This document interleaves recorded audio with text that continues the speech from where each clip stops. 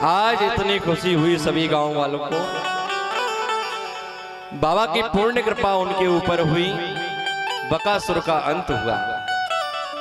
और जैसे ही व्यास जी महाराज ने कहा कि जब तक मैं वापस नहीं आऊं आप लोग यहीं रहना, आज व्यास जी महाराज पधारे और पांडवों को यह निर्देश दिया कि ब्राह्मणों का रूप धारण करके और जो महाराज द्रुपद है उनकी जो पुत्री है द्रौपदी, उस द्रौपदी का स्वयंवर है। इसलिए पांडवों आज आपको और उस द्रौपदी के स्वयंवर में जाना है। ऐसा आकर के जब व्यास जी महाराज ने कहा तो सभी पांडव ब्राह्मण वेश धारण करके महाराज स्वयंवर के लिए चलने लगे। अर्जुन ने अपने गांडीव को धारण किया, भीम दादा ने अपनी गदा को उठा लिया, सभी अस्त्रों के साथ में महाराज, क्योंकि स्वयंवर है। स्वयंवर में तो शस्त्र लेकर के जाना ही पड़ेगा। बड़े बड़े वीर, बड़े बड़े पराक्रमी महावीर राजा योद्धा उस स्वयंवर में आने वाले हैं और दुर्योधन भी उसमें आएगा। और स्वयंवर में तो कुछ भी हो सकता है, लेकिन सब लोगों को ये बात पता थी कि पांडव लोग लाक्षागृह में जल करके और मर गए। किसी को ये पता नहीं था कि पांडव जीवित हैं। आज जैसी पांडव लोग स्वयंवर में और जाने लगे, क्योंकि जो द्रौपदी है, द्रौपदी के बारे में सबने सुन रखा है और सभी राजाओं की ये कामना है कि मैं द्रौपदी का वर्ण करूं, द्रौपदी आकर के मेरे गले में वरमाला पहनाए। हर एक राजा की कामना यही है। दुर्योधन आया, कर्ण आया, दुशासन आया, जितने भी धरती पर वीर थे ना महाराज, जो योद्धा थे, सब लोग पहुंचे, पांडव भी पहुंचे। लेकिन महाराज धनुष की प्रतंचा भी कोई चढ़ा नहीं पाया। उसमें एक लक्ष्य था। राजा द्रुपद ने यह कह दिया, बोले यहां पर नीचे जल का एक पात्र रखा हुआ है और ऊपर जो मछली है वो घूम रही है, और जो नीचे इस जल में देख करके ऊपर घूमती हुई मछली की आंख को अपने बाण से बेध देगा, उसी के साथ में मेरी पुत्री द्रौपदी का विवाह होगा। अब बड़े बड़े राजाओं ने बहुत प्रयास करे, किसी से तो धनुष ही नहीं उठा, किसी से प्रतंचा नहीं चढ़ी, किसी से लक्ष्मी की मछली की आंख को बेधा नहीं गया। केवल एक वीर था। कौन? कर्ण। कर्ण ने महाराज जैसे धनुष को उठाया, प्रतंचा को चढ़ाया और भगवान कृष्ण ने द्रौपदी को ये इशारा कर दिया, बोले इसके साथ में विवाह नहीं करना। क्यों? क्योंकि ये सूत पुत्र है, हाँ? ये नीची जाति का है, इसके लिए क्योंकि बहाना तो बनाना पड़ता है ना। आज द्रौपदी ने मना कर दिया, बोल ठहरो कर्ण, मैं तुम्हारे गले में वरमाला नहीं पहना सकती।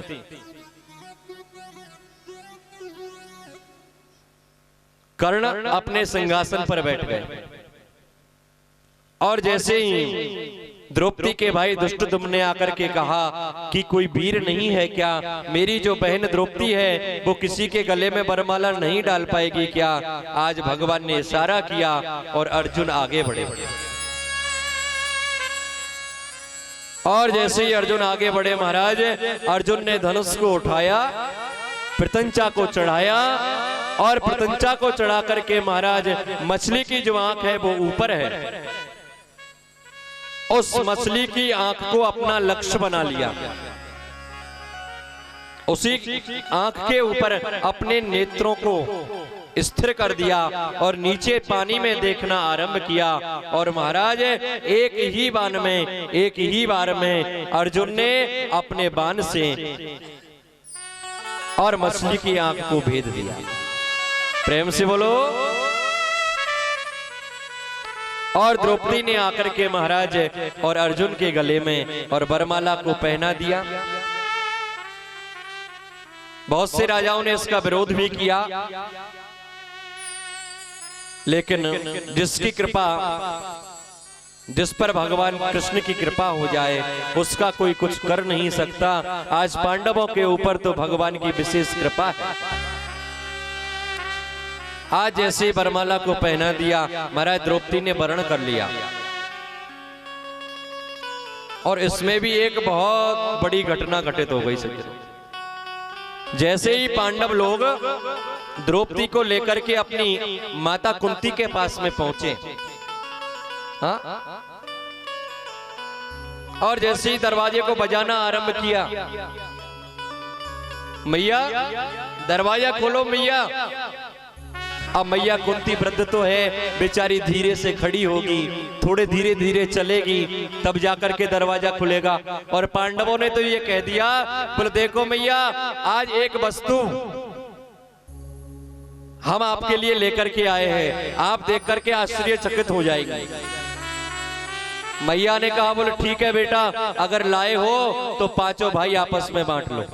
बोलो जय श्री श्याम। और जैसे ही पांडवों ने सुना पांचों भाई बांट लो, सभी के सभी पांडव अवाक रह गए, ये क्या अनर्थ हो गया। और जैसे ही दरवाजा खोल करके महाराज और मैया कुंती ने जब देखा,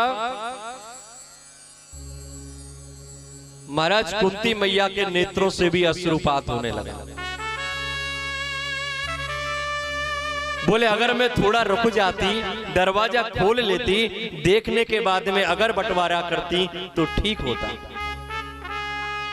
लेकिन मेरी जल्दी की वजह से आज महाराज पांचों पांडवों ने द्रौपदी को स्वीकार कर लिया और बड़े आनंद से रहने लगे। तो जैसा कि आप लोगों ने सुना है कि जब पांचों पांडव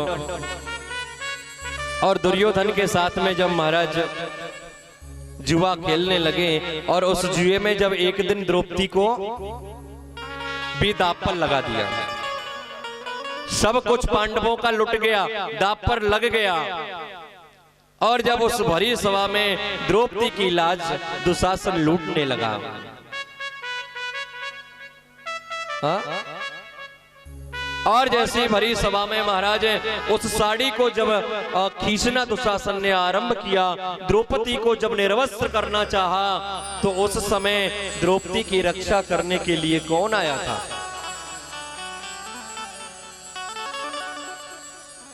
हम लोग हैं ना। हम लोग क्या करते हैं?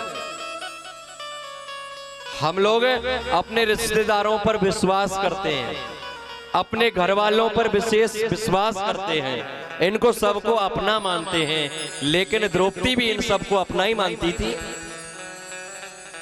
आज द्रौपदी की लाज लुटी जा रही है, और जिन पांचों पतियों को उस द्रौपदी की रक्षा करनी चाहिए थी, वो पांचों के पांचों पांडव वहां पर बैठे हुए हैं, पांचों पति बैठे हुए थे। और तो क्या कहूं साहब, द्रौपदी जी के ससुर वहीं पर बैठे हुए थे, भीष्म पितामह वहीं पर बैठे हुए थे।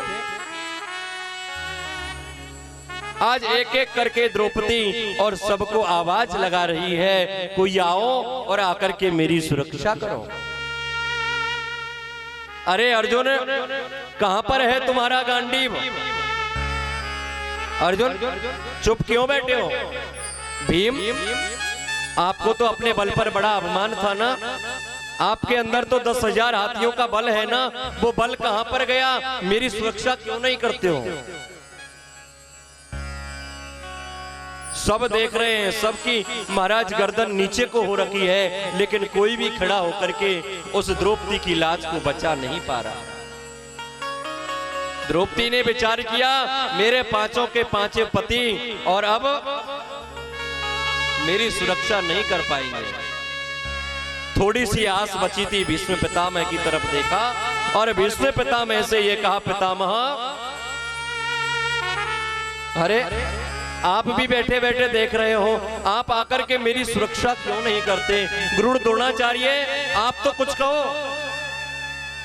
सभी के सभी परिवार वाले वहां पर थे, सभी रिश्तेदार वहां पर थे, सभी गुरु वहां पर थे। हाँ? लेकिन किसी ने भी जाकर के और द्रौपदी की सुरक्षा नहीं की। तो अब बताओ, जब अपने काम अपने घर वाले नहीं आए, अपने सगे संबंधी नहीं आए, अपने रिश्तेदार नहीं आए, अपने पड़ोसी नहीं आए और पूरा का पूरा कुटुंब जब हमारे कोई काम नहीं आया, तो अंत में जाकर के और महाराज आज द्रौपदी ने और मेरे द्वारकाधीश को याद किया कि अपबल तपबल और बाहुबल चौथो है बलदाम। सूर किशोर कृपा सो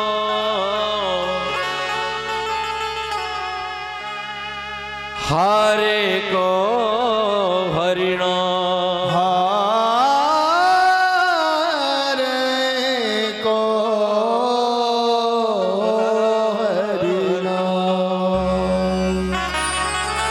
सुनेरी मैंने निर्बल के बलराम, निर्बल के बलराम, निर्बल के बलराम। जिन परिवार वालों के ऊपर द्रौपदी को पूर्ण भरोसा था, आज वो परिवार वाले कोई काम नहीं आए। आज अंत में जाकर के और द्रौपदी ने मेरे द्वारका को टेर लगाई, द्वारकाधीश को पुकारा, हे प्रभु, हे कन्हैया।